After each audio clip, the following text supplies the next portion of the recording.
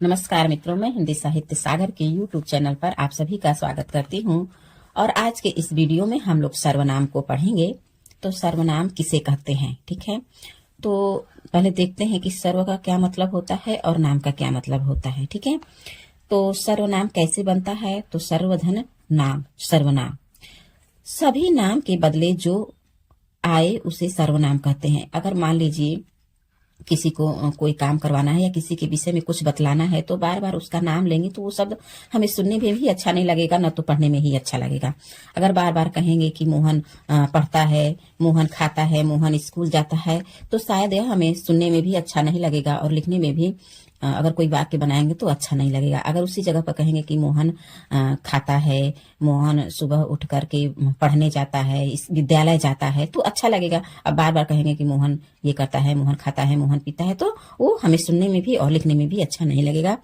तो जो उसकी जगह पर हम लोग प्रयोग करते हैं वही उसी को, जो नाम की जगह पर प्रयोग होता है उसे ही हम लोग सर्वनाम कहते हैं। तो हम लोग सर्वनाम की परिभाषा को देखेंगे। तो जो शब्द सबके नामों के स्थान पर प्रयुक्त होते हैं या हो सकते हैं उन्हें सर्वनाम कहते हैं। इसकी परिभाषा भी यही है कि वे शब्द जो सबके नामों के स्थान पर प्रयुक्त होते हैं या हो सकते हैं उन्हें सर्वनाम कहते हैं। अब सर्वनाम की उपयोगिता को देखते हैं। सर्वनाम भाषा, तो सर्वनाम की उपयोगिता देखते हैं। सर्वनाम भाषा को सहज, सुंदर और सुविधाजनक बनाता है, यही इसकी उपयोगिता है सर्वनाम की, ठीक है। तो सर्वनाम भाषा को सहज, सुंदर और सुविधाजनक बनाता है। देखिए, सर्वनाम के होने पर एक तरफ देखते हैं और एक तरफ सर्वनाम के ना होने पर देखते हैं, क्या अंतर है। तो अतुल का विद्यालय अतुल के घर के पास है, ये देखिए, या कुछ भी रख सकते हैं यहाँ पे। आस्था का विद्यालय आस्था के घर के पास है, या मोहन का विद्यालय मोहन के घर के पास है, कुछ भी रख लग। अब यहाँ पे सर्वनाम के न होने पर देखते हैं। अतुल का विद्यालय उसके घर के पास है, ठीक है। आस्था का विद्यालय उसके घर के पास है, या मोहन का विद्यालय उसके घर के पास है। अब देखिए यहाँ पे बार बार जो अतुल, आस्था, मोहन कह रहे थे, एक बार मोहन नाम लिए उतना ही काफी है, ठीक है। तो मोहन या अतुल, अतुल का विद्यालय उसके घर, अब यहाँ पे अतुल ना बोल करके उसके यानी अतुल के घर के पास है। यहाँ पे देखिए, गीता ने मंजू से कहा कि गीता मंजू के साथ विद्यालय नहीं जाएगी। अब यहाँ पे देखते हैं कि गीता ने मंजू से कहा कि मैं तुम्हारे साथ विद्यालय नहीं जाऊंगी, ठीक है। और वहां पे था कि गीता ने मंजू से कहा कि गीता मंजू के साथ विद्यालय नहीं जाएगी, तो गीता कहने की जरूरत नहीं थी। वहां पे मैं भी कह सकती थी कि मैं तुम्हारे साथ विद्यालय नहीं जाऊंगी। अब देखते हैं कि सर्वनाम के भेद। तो सर्वनाम के कुल कितने भेद होते हैं, इसको देखेंगे। तो पहले देखेंगे सर्वनाम के कितने भेद होते हैं। तो 6 भेद। यहाँ से प्रश्न पूछता है और घुमा के प्रश्न पूछता है। एक प्रश्न तो पूछेगा कि सर्वनाम के कितने भेद हैं, तो 6। और एक प्रश्न पूछेगा कि कुल सर्वनाम कितने होते हैं, तो यहाँ पे 11 हो जाएगा। और यही हम लोग बार बार गलती कर बैठते हैं कि सर्वनाम के कितने भेद अगर पूछेगा तो 6 होगा और कुल सर्वनाम पूछेगा तो 11 होगा। इसलिए मैं दोनों एक ही जगह लिख रखी हूँ। तो पहले भेद को देखते हैं। तो पहला है पुरुषवाचक सर्वनाम, दूसरा है निश्चयवाचक सर्वनाम, तीसरा है अनिश्चयवाचक सर्वनाम, चौथा है प्रश्नवाचक सर्वनाम, पांचवा है संबंधवाचक सर्वनाम और छठा है निजवाचक सर्वनाम। अब कुल सर्वनाम कितने होते हैं इसको भी देख लेते हैं। ये 11 है। मैं, तुम, आप, यह, वह, कोई, कौन, कुछ, क्या, जो, सो। तो ये 11 क्या हुए? कुल सर्वनाम हुए। तो अब हम लोग सर्वनाम के भेद को एक एक करके पढ़ेंगे और इसके विषय में समझेंगे। ये सर्वनाम, पुरुषवाचक सर्वनाम को, फिर निश्चयवाचक सर्वनाम को, अनिश्चयवाचक सर्वनाम को, प्रश्नवाचक सर्वनाम को, संबंधवाचक सर्वनाम को और निजवाचक सर्वनाम को, सभी को हम लोग आइए देखते हैं। तो सबसे पहले वाचक सर्वनाम को पढ़ेंगे। तो पुरुषवाचक सर्वनाम, जो सर्वनाम किसी व्यक्ति के नाम की जगह प्रयुक्त होते हैं तथा जो बोलने वाले, सुनने वाले तथा जिनके विषय में बातचीत की जाए, उन तीनों के बोधक को पुरुषवाचक सर्वनाम कहते हैं। तो एक बार पुनः देखते हैं कि पुरुषवाचक सर्वनाम है क्या। तो वे सर्वनाम जो किसी व्यक्ति के नाम की जगह प्रयुक्त होते हैं तथा जो बोलने वाले, सुनने वाले तथा जिनके विषय में बातचीत की जाए उन तीनों के बोधक को पुरुषवाचक सर्वनाम कहते हैं। जैसे मैं प्रातः काल सैर करने जाता हूँ, तुम मेरे घर खाना खाने चलो, वह विद्यालय जाता है। देखिए यहाँ पे बोलने वाला, सुनने वाला और जिनके विषय में बातचीत हो रही है वह तीनों प्रयुक्त है सर्वनाम। अभी इसको हम लोग आगे और भी अच्छे से पढ़ेंगे। पुरुषवाचक सर्वनाम 3 प्रकार के होते हैं, ठीक है। अब उसको हम लोग देखेंगे, जो बोलने वाला है, जो सुनने वाला है और जो जिसके विषय में बातचीत किया जा रहा है उसको क्या बोलते हैं। एक एक करके हम लोग सबको आगे पढ़ेंगे। तो जो ये पुरुषवाचक सर्वनाम है इसके 3 प्रकार है, वो कौन कौन से है देखते हैं। तो जो पहला है वह उत्तम पुरुष है। अब उत्तम पुरुष किसको कहते हैं इसको समझते हैं। तो वक्ता अपने लिए जिन सर्वनामों का प्रयोग करता है उन्हें जो है उत्तम पुरुषवाचक सर्वनाम कहते हैं। वक्ता जो अपने लिए जिन सर्वनामों का प्रयोग करता है उसको क्या कहेंगे, उत्तम पुरुष कहेंगे।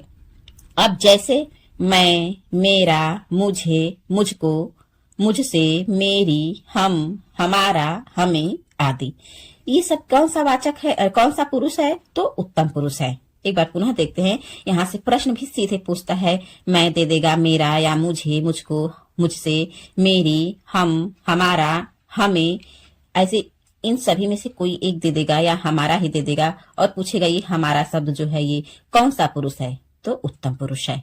मुझको कौन सा पुरुष है, तो उत्तम पुरुष है। ठीक है, उत्तम पुरुष उम्मीद करती हूँ कि समझ में आ गया होगा। एक बार पुनः देखते हैं कि वक्ता अपने लिए जिन सर्वनामों का प्रयोग करता है उसे उत्तम पुरुष कहते हैं। ठीक है, जैसे मैं तो अपने लिए ही हो रहा है ना, मेरा, मुझे, मुझको, मुझसे, या मेरी, या हम भी हो गया, हमारा हो गया, हमें हो गया, तो ये सब किस में आएगा, उत्तम पुरुष में आएगा। अब दूसरा देखते हैं मध्यम पुरुष। तो मध्यम पुरुष क्या है, वक्ता या श्रोता के लिए जिन सर्वनामों का प्रयोग करता है, वक्ता जो है श्रोता के लिए जिन सर्वनामों का प्रयोग करता है उन्हें मध्यम पुरुष कहते हैं। अब इसकी उदाहरण देखते हैं मध्यम पुरुष का। आप, तुम, तुम्हारा, तुम्हारी, तेरा, तूने। ठीक है, तो ये हो गया मध्यम पुरुष। अब अन्य पुरुष को देखते हैं।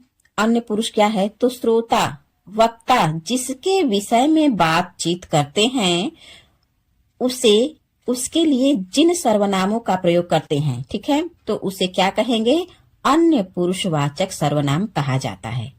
अब सीधे सीधे हम लोग समझेंगे कि उत्तम पुरुष क्या है। तो जो अपने लिए जिन सर्वनामों का प्रयोग किया जाता है, मैं, मेरा, मुझको, ये सब जो है हमारा उत्तम पुरुष हो जाएगा। मतलब जो हम हैं, बोलने वाले हैं, तो हम उत्तम पुरुष हो गए। और जो हमें सुन रहा है, ठीक है, जैसे आप लोग हमारे वीडियो को देख रहे हैं तो आप लोग मध्यम पुरुष हो गए। अब इसी से हम समझाते हैं, मैं आप लोग को पढ़ा रही हूं तो मैं हूं उत्तम पुरुष, और आप लोग पढ़ रहे हैं, हमारे वीडियो को देख रहे हैं, तो आप हो गए मध्यम पुरुष। ठीक है, और किस माध्यम से, किस विषय से, किसके विषय में हम लोग बात कर रहे हैं, यहाँ पे हम सर्वनाम पढ़ा रहे हैं, किसी पुस्तक को पढ़ा रहे हैं, किसी बुक को पढ़ा रहे हैं, या किसी अन्य के विषय में बात ही कर रहे हैं, तो वो क्या आ जाएगा, वो अन्य पुरुष में आ जाएगा। ठीक है, तो उम्मीद करती हूँ मैं कि आप लोगों को ये जो 3 पुरुषवाचक सर्वनाम है वो समझ में आ गया होगा। आगे बढ़ते हैं, जैसे उदाहरण देखते हैं, वह, वे, उसका, उनके, उनका, उन्हें, उन्होंने, ये सब जितने हैं ना, ये अन्य पुरुष का उदाहरण है। ठीक है, वह हो गया, वे हो गए, उसका हो गया, उनके, उनका, उन्हें, उन्होंने, यह, ये, इसका, इनका, इनके, इनका, इन्हें, इन्होंने, ये सभी शब्द जो है ये कारक से बना है और ये जो है अन्य पुरुषवाचक के हैं, पुरुष वाचक सर्वनाम के हैं उदाहरण। अब इसको वाक्य में प्रयोग करेंगे, जैसे वह को करेंगे, वह खाना खाएगा, वह खाना खाएगा। ठीक है, उसका नाम त्रिवेणी था, किसका नाम, उसका कोई तीसरा है या नहीं, उसका, हम और आप तो नहीं है। अगर हम आप रहते तो कह देते ना कि तुम्हारा नाम या आपका नाम त्रिवेणी है। अगर यही मेरा रहता तो यहाँ पे वाक्य का प्रयोग होता कि मेरा नाम त्रिवेणी है, तो ये उत्तम पुरुष हो जाता। और प्रश्न रहता अगर यहाँ पे जो कि तुम्हारा नाम त्रिवेणी है या आपका नाम त्रिवेणी है तो ये मध्यम पुरुष हो जाते। अभी उसका नाम त्रिवेणी है तो ये तीसरा ही व्यक्ति है, ना कोई अन्य व्यक्ति है, तो ये अन्य पुरुष हो गया। उन्होंने देश बेच दिया, उन्होंने देश बेच दिया, ठीक है, तो यहाँ कौन सा पुरुष है, तो अन्य पुरुष है। मैंने देश बेच दिया अगर होता तो उत्तम पुरुष होता, तुमने देश बेच दिया होता तो मध्यम पुरुष होता। इसका घर कैसा है आदि ये सब उदाहरण जो हैं यह अन्य पुरुष के उदाहरण हैं। तो ये रहा पुरुषवाचक सर्वनाम। तो हम लोग जो सर्वनाम के 6 भेद थे उनमें से एक भेद को पढ़ चुके हैं, पुरुषवाचक सर्वनाम को। और पुरुषवाचक सर्वनाम के कितने भेद हैं, तो 3 भेद भी पढ़ चुके, तीनों के उदाहरण भी देख चुके। अब हम लोग अगला दूसरा भेद पढ़ेंगे निश्चयवाचक सर्वनाम को। तो आइए देखते हैं निश्चयवाचक सर्वनाम और इसकी पहचान क्या क्या है। यह, वह, इसे, इसका, ये इसकी पहचान है निश्चयवाचक सर्वनाम का। तो निश्चयवाचक सर्वनाम देखते हैं। जिस सर्वनाम शब्द से किसी पास या दूर के व्यक्ति, वस्तु, घटना या व्यापार का निश्चयात्मक बोध हो तो उसे निश्चयवाचक सर्वनाम कहते हैं। तो इसके नाम से ही हम लोग समझ जाएंगे निश्चयवाचक सर्वनाम से कि इसमें क्या है, किसी शब्द, ठीक है, किसी शब्द के माध्यम से किसी पास या दूर के व्यक्ति, वस्तु, घटना या व्यापार का निश्चयात्मक बोध हो तो वहां पे क्या हो जाएगा, निश्चयवाचक सर्वनाम हो जाएगा। अब इसको उदाहरण से समझते हैं कि तुम्हारा घर यह नहीं वही है, वही है, ठीक है।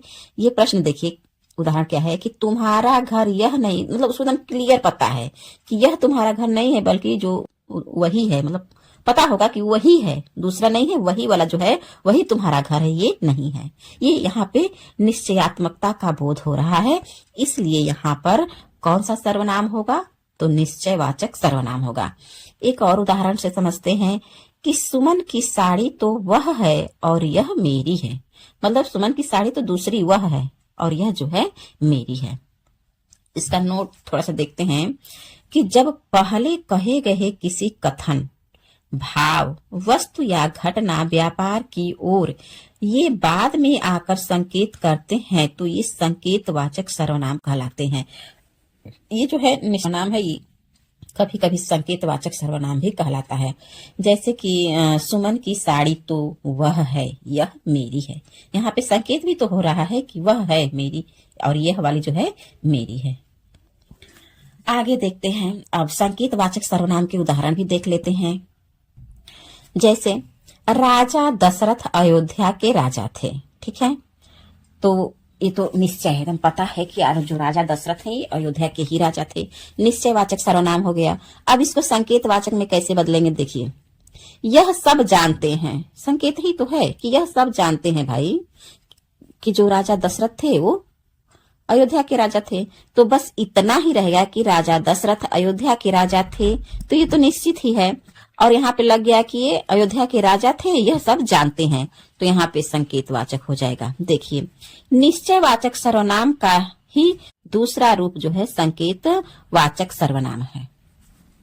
आगे है कि रूप रचना की दृष्टि से अन्य पुरुषवाचक सर्वनाम और निश्चयवाचक सर्वनाम यह वह में कोई अंतर नहीं है, ठीक है। जो निश्चयवाचक सर्वनाम वो है सर्वनाम और वह जो ये दोनों जो यह वह सर्वनाम है, यह निश्चयवाचक और सर्वनामवाचक दोनों में प्रयोग होता है और इसमें कोई अंतर नहीं रहता है, परंतु प्रयोग के आधार पर इनमें अंतर है। अब प्रयोग करके देखते हैं, तो एक तरफ हो जाएगा निश्चयवाचक सर्वनाम और दूसरी तरफ अन्य पुरुषवाचक सर्वनाम। तुम्हारा मकान वह है, तो ये तो निश्चय हो गया, वह है। तो अन्य पुरुषवाचक देखते हैं, वह जा रहा है। देखिए, यहाँ भी वह है और वहां भी वह है, ठीक है। अंतर है कि वह जा रहा है क्योंकि वह जो है अन्य पुरुष में आ रहा है।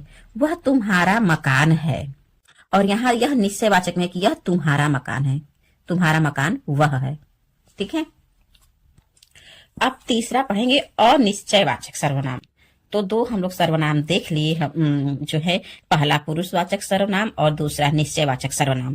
अब तीसरा सर्वनाम को पढ़ेंगे अनिश्चयवाचक सर्वनाम। जिन सर्वनाम शब्दों से किसी व्यक्ति, घटना, व्यापार, बोध स्पष्ट न हो, ठीक है, इस न को पकड़ेंगे, न हो, तो वहां अनिश्चयवाचक सर्वनाम होगा। उदाहरण देखते हैं, जैसे खिड़की पर कोई है, उसे भगाओ। पता नहीं है, निश्चित नहीं है कि कौन है खिड़की पर, ठीक है, उसे भगाओ। इसकी पहचान ही है कौन, अरे सॉरी, कोई, कुछ, ये सब जो है अनिश्चयवाचक सर्वनाम के पहचान है। आगे एक और उदाहरण है कि खाने में कुछ पड़ गया। यहाँ भी पता नहीं है कि खाने में क्या पड़ा है, कुछ शब्द है तो अनिश्चयवाचक सर्वनाम में जाएगा। कोई सर्वनाम का प्रयोग व्यक्ति के लिए होता है और कुछ सर्वनाम का प्रयोग जो है वस्तु, निर्जीव वस्तु आदि के लिए होता है। जैसे खाने में कुछ पड़ गया, कुछ क्या पता नहीं है, कोई वस्तु भी पड़ा होगा ना, तो यहाँ पे जो है कुछ जो है वस्तु के लिए उपयोग किया गया है, और जो कोई है सर्वनाम, ये हमेशा व्यक्ति के लिए प्रयोग किया जाता है। जैसे खिड़की पर कोई है, कोई व्यक्ति ही होगा, ठीक है। यहाँ पे कोई सजीव के लिए भी हो सकता है, और यहाँ पे वस्तु या निर्जीव के लिए। कोई देख रहा है, यानी कोई व्यक्ति ही होगा ना कि जो देख रहा है। ये अगला उदाहरण है।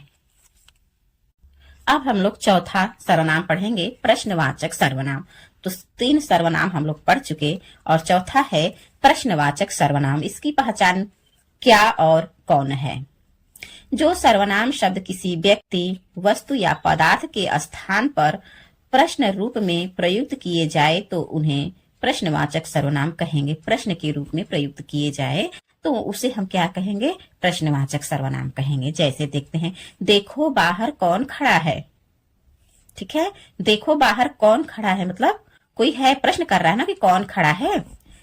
आप चाय लोगे क्या, यहाँ भी पूछ रहे हैं कि आप चाय लेंगे क्या, ठीक है। तो ये सब प्रश्नवाचक सर्वनाम में आ जाएगा।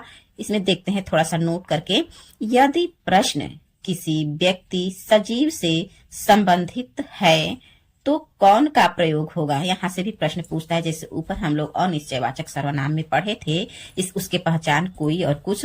तो जो कोई था वह किसी व्यक्ति के लिए प्रयुक्त हो रहा था, सजीव व्यक्ति के लिए प्रयुक्त हो रहा था, और जो कुछ था वो जो है वस्तु और निर्जीव जो है प्राणी वगैरह के लिए प्रयुक्त हो रहा था, ठीक है।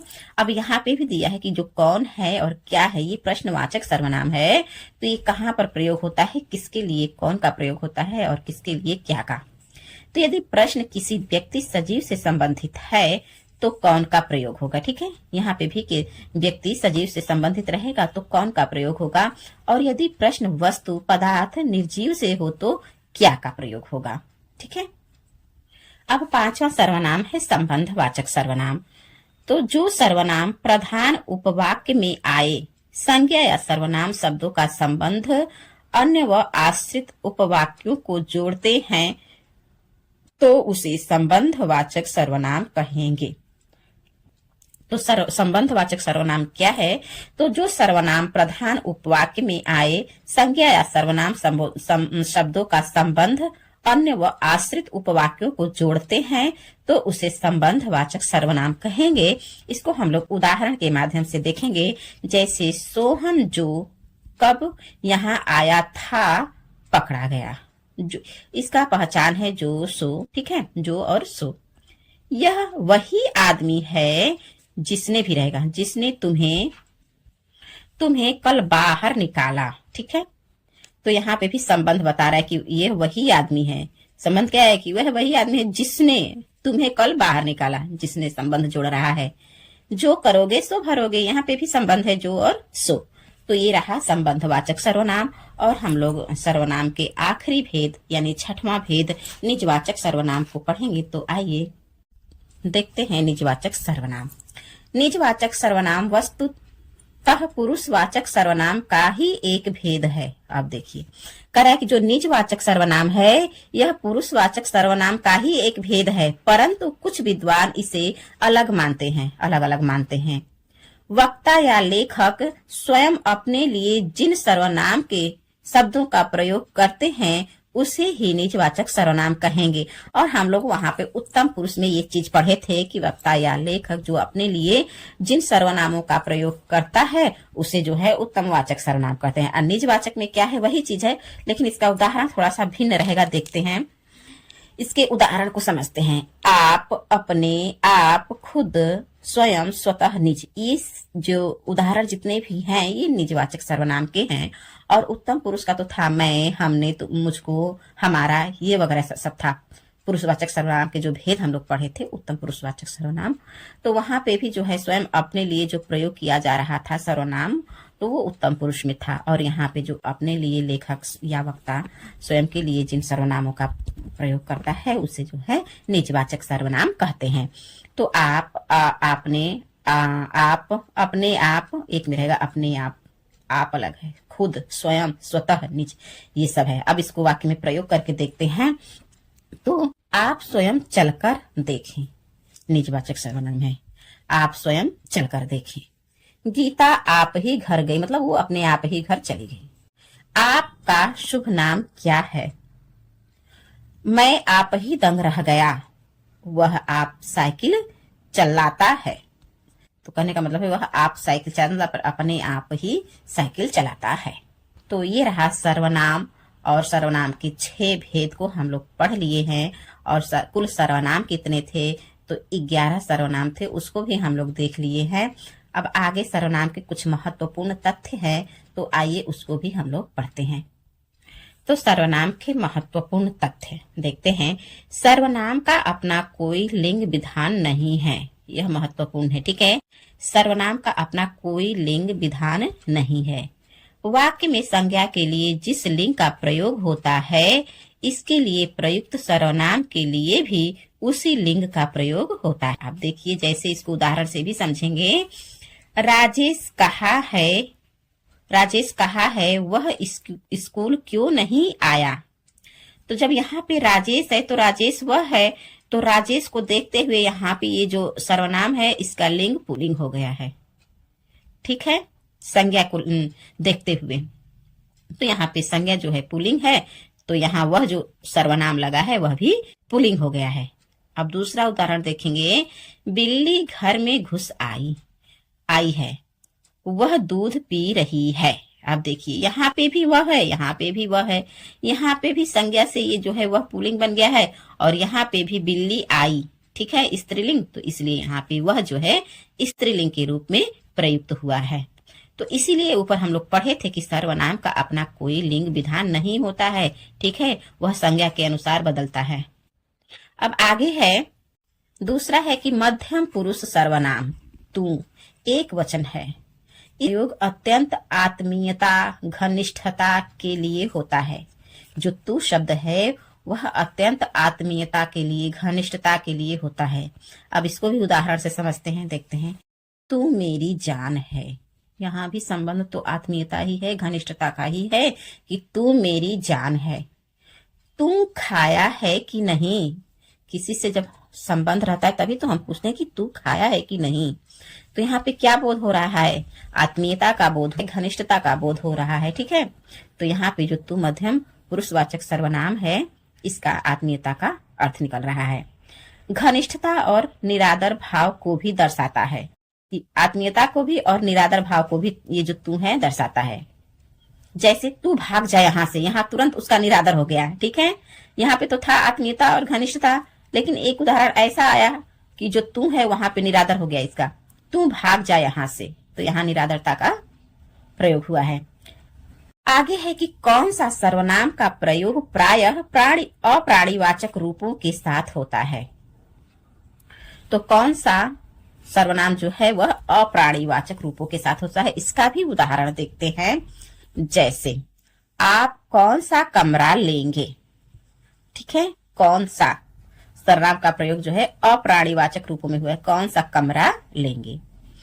आगे है कि पुरुषवाचक सर्वनामों के साथ परसर्ग लगने पर अधिकतर सर्वनामों में परिवर्तन हो जाता है। जो पुरुषवाचक सर्वनाम है उसके साथ कोई भी जब परसर्ग लगाएंगे तो अधिकतर वह सर्वनामों में जो है परिवर्तित हो जाता है।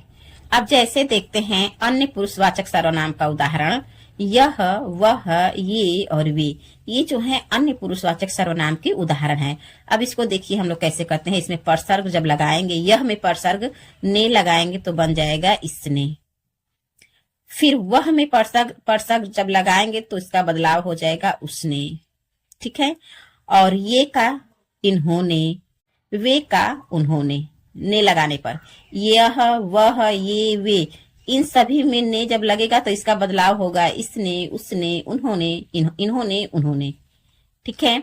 आगे है कि उत्तम पुरुष, मध्यम पुरुष व अन्य पुरुष सर्वनामों के साथ को परसर्ग लगा देने पर प्रायः अंतर आ जाता है। देखिए अभी हम लोग पढ़े हैं कि अन्य पुरुषवाचक सर्वनाम में कौन सा परसर्ग लगेगा, ने परसर्ग लगने पर उसमें परिवर्तन होता है। ठीक है। अब ये तो रहा अन्य पुरुष की बात। अब जो है उत्तम पुरुष और मध्यम पुरुष बचा, तो उत्तम पुरुष और मध्यम पुरुष व अन्य पुरुष सर्वनामों के साथ, तीनों के साथ को भी परसर्ग लगता है। ठीक है। तो को परसर्ग लगा देने पर प्रायः क्या अंतर आता है, इसको हम लोग देख। जैसे मैं क्या है, उत्तम पुरुष है, तुम मध्यम पुरुष, वे अन्य पुरुष, तुम, वह, हम, ये सब जो है ये व्यक्तिवाचक पुरुष हैं। अब इसमें जो है हम लोग को उपसर्ग लगाए हैं। देखिए तो क्या परिवर्तन हुआ, मैं का मुझको, तुम का तुमको, तुम्हें, वे का उनको, उन्हें, तू का तुझे, वह का उसको, हम का हमको। इसी प्रकार से के लिए, में, पर आदि परसर्गों के लगने से भी मूल सर्वनामों में प्रायः अंतर आ जाता है। ठीक है। से भी लगने से भी लगेगा परसर्ग, तब भी के लिए संप्रदान का ये, और में लगेगा, पर लगेगा, ये सब आदि जो परसर्ग लगेगा तब भी जो है मूल सर्वनामों में परिवर्तन आ जाता है। आगे है उत्तम पुरुष तथा मध्यम पुरुष सर्वनामों के साथ ने परसर्ग लगने पर परिवर्तन नहीं होता। जो उत्तम पुरुष और मध्यम पुरुष है उसमें ने लगाएंगे तो वहां पे कोई परिवर्तन नहीं होगा। इसीलिए जो ऊपर हम लोग पढ़े थे अन्य पुरुष में, उसमें ने लगाए थे, यह, वह, ये, वे में, तो इसने, उसने, उन्होंने, इन्होंने था। लेकिन यहाँ पे जो है उत्तम पुरुष तथा मध्यम पुरुष की बात कर रहा है कि इन दोनों में ने जो परसर्ग है वह जब लगेगा तो उसमें कोई परिवर्तन नहीं होगा। जैसे तुम में ने लगा दिए तो तुमने बना, हम में ने लगा दिए तो हमने बना, आप में ने लगाए तो आपने बना। अगर इसको परसर्ग लगाएंगे तब भी वही शब्द रहेगा, नहीं अलग करके लिखेंगे तब भी वही शब्द रहेगा।